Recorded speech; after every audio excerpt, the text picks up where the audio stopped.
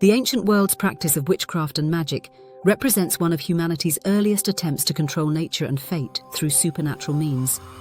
Unlike the modern Western perception of witchcraft as a dark and forbidden art, ancient civilizations integrated magical practices into the very fabric of their religious and social systems. Among these ancient cultures, Egypt stands out as a society where magic was not only accepted, but revered as a divine gift, a tool of protection, and a means of maintaining cosmic order. The ancient Egyptians practiced witchcraft with what has been described as mathematical precision, viewing those who wielded magical power not with fear, but with deep respect. This video explores the nature of witchcraft in ancient Egypt, examining the roles of Egyptian witches and magicians, the methods and materials they employed, and the significant differences between ancient Egyptian magical practices and modern conceptions of witchcraft. Witchcraft in the ancient world was deeply intertwined with religion, medicine, and the understanding of natural phenomena. Ancient societies did not draw the sharp distinctions between science, religion, and magic that characterize modern thought. Instead, these domains overlapped considerably, with practitioners of magic serving as intermediaries between the human and divine realms. In Roman literature and art, witchcraft was often portrayed through gendered lenses, with female practitioners frequently depicted as dangerous and transgressive figures who operated outside societal norms. However, this representation varied significantly across different ancient cultures. In many ancient societies, magical practitioners were essential members of the community who provided crucial services, from healing the sick to protecting against malevolent forces. The ancient world's approach to magic recognized it as a legitimate form of knowledge and power that could be harnessed for both beneficial and harmful purposes, depending on the intentions and skill of the practitioner.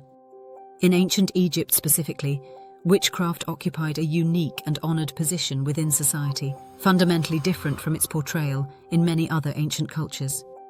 As Dobson explores in her work on Victorian perspectives of Egyptian practices, the Victorian era's fascination with Egyptian magic reflected a recognition of its sophistication and complexity. The Egyptians believed that magic, or Heka, was a divine force given to humanity by the gods themselves to ward off the negative hands of fate. Initially, in pharaonic Egypt, the control of magic was restricted to priests, who served as the guardians of the knowledge bestowed upon humans by the gods. Due to their ability to read ancient magical texts, lector priests, among other religious figures, possessed the greatest magical power. By the first millennium BC, however, magical knowledge had spread beyond the priestly class to include magicians, midwives, nurses, and wise women who could be consulted for various needs. The democratization of magical practice in Egypt reflects a society that viewed magic as an essential tool for navigating life's challenges, rather than as something to be feared or suppressed. In ancient Egypt, highly skilled practitioners of magic, whom we might call witches today, drew their power from a combination of specialized knowledge and divine connection. These magical practitioners had to master multiple disciplines, including alchemy, astrology, astronomy, animal concoctions, and herbal medicines, combined with religious devotion and a relationship with a personal deity. The power of Egyptian magicians came from their connection to specific gods, who would grant them authority and serve as the focus of their magical work. Literacy played a crucial role in magical power, as written spells were particularly potent precisely because so few Egyptians could read or write. These written spells would be carefully preserved and passed down through families, becoming treasured sources of power. Female practitioners, including midwives and wise women, were recognized as possessing magical abilities that made them especially suited to dealing with childbirth, illness, and problems caused by ghosts or deities.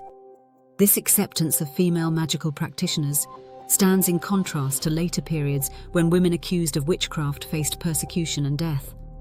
The methods and tools employed by ancient Egyptian witches and magicians were both diverse and highly specialized, reflecting a sophisticated understanding of how to manipulate supernatural forces. Nagel's examination of magical power narratives reveals how ancient practitioners used various objects and rituals to channel and direct magical energy. Egyptian magicians relied heavily on spells and amulets, each designed for a very specific purpose. The famous Book of the Dead contained numerous spells believed capable of altering fate and ensuring safe passage to the afterlife. Magic wands, intricately decorated and highly prized, were used to summon magical beings and compel them to obey the practitioner's will. Semicircular ivory wands from around the 2nd millennium BC were thought to create protective circles around vulnerable individuals, such as women in childbirth or the ill. Amulets, crafted by skilled male or female practitioners, could be worn for protection or incorporated into spells. An intriguing aspect of Egyptian magic was the belief in the power of names. Magicians believed they could only perform spells against someone if they knew that person's true private name, which was kept secret from all but one's mother. This belief led most Egyptians to maintain both a public name and a private one, protecting themselves from malicious magic. The use of magic in ancient Egypt extended beyond individual needs to encompass state interests and the maintenance of cosmic order, demonstrating magic's central role in Egyptian society and governance. The state employed magical practices against enemies and threats to the divine order, using what might be called black magic, or curse magic in modern terms. Priests would write the names of enemies on pots, tablets, or bound figurines, which were then burned or buried to weaken those individuals. More elaborate ceremonies involved creating images of enemies on papyrus, or modelling them in clay, which would then be trampled, burned, and stabbed. Then the remnants would be dissolved in urine. These rituals could target both supernatural enemies, such as the chaos serpent Apophis, who threatened the sun god, and human enemies of the Pharaoh. One notable historical incident during the reign of Ramesses III involved a conspiracy in which priests, harem girls, and courtiers used a book of destructive spells against the king. The plotters obtained hair from the king to enhance the power of their spells on figurines. But the conspiracy failed, and all involved were condemned to death. This incident demonstrates both the Egyptians' belief in the real power of magic and the limits they perceived in its effectiveness against divinely appointed rulers. The differences between ancient Egyptian witchcraft and modern Western conceptions of witchcraft are profound and reveal much about how cultural contexts shape our understanding of magical practices. Modern witchcraft, particularly in its popular cultural representations, is often associated with individual practitioners operating outside or against established religious institutions, frequently with sinister intentions. The Salem witch trials and Halloween imagery have created an association between witches and evil, fear, and persecution. In contrast, ancient Egyptian magic was integrated into the religious and social mainstream, with magical practitioners serving essential community functions and operating with the blessing of the state and religious authorities. While modern witchcraft is often characterized by secrecy and marginalization, Egyptian magic was openly practiced and widely respected. The gender dynamics also differ significantly. Whereas later European witch hunts disproportionately targeted women, ancient Egypt recognized both male and female magical practitioners, with women's magical abilities particularly valued in certain domains such as childbirth and healing. Furthermore, the Egyptian belief that harmful magic was primarily the domain of foreigners contrasts sharply with later periods when communities feared witchcraft from within their ranks. Several theories help explain why ancient Egyptian witchcraft took the forms it did and why it differed so markedly from later Western traditions. One theory suggests that the integration of magic into Egyptian religion reflects the culture's fundamental worldview, which saw the universe as a place where divine, natural, and supernatural forces constantly interacted. In this cosmology, magic was simply another tool for managing these forces, no more inherently good or evil than any other form of knowledge. Another theory proposes that Egypt's relative stability and strong centralized authority allowed magical practices to remain under institutional control, preventing the kind of fear and persecution that characterized later periods of social upheaval. The emphasis on literacy and specialized knowledge in Egyptian magic may also reflect the culture's broader values regarding education and expertise, with magical power serving as another form of professional skill rather than a mysterious and threatening ability.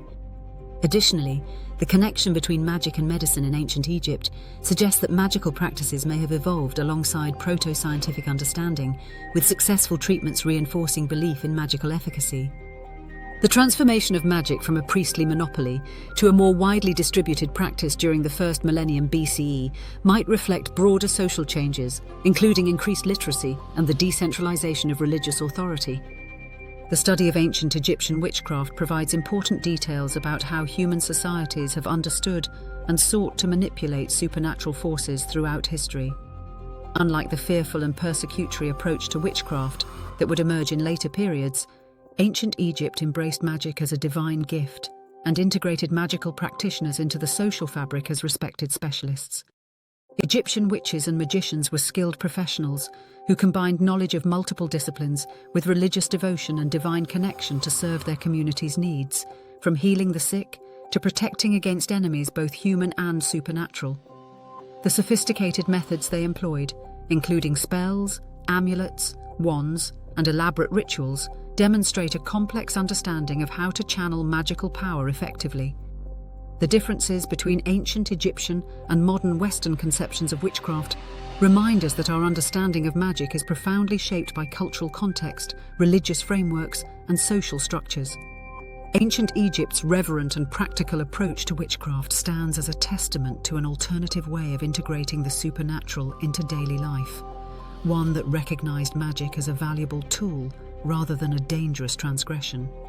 Understanding these ancient practices not only illuminates the past, but also challenges us to reconsider our own assumptions about the boundaries between the natural and supernatural, the sacred and profane, and the acceptable and forbidden.